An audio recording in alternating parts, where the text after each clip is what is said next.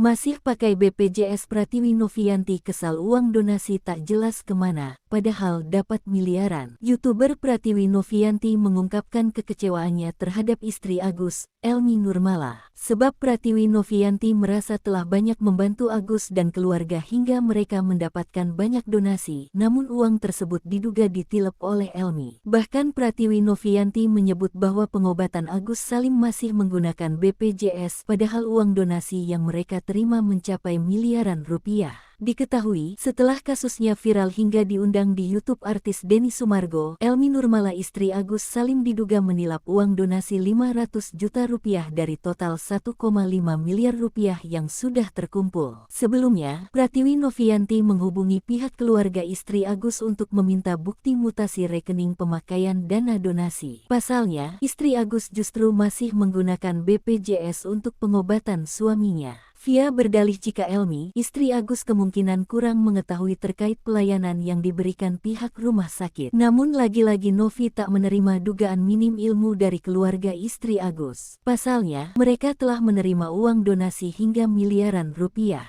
Lebih lanjut, mantan pramugari ini pun tak segan akan membawa kasus dugaan penilapan uang donasi ke pihak berwajib.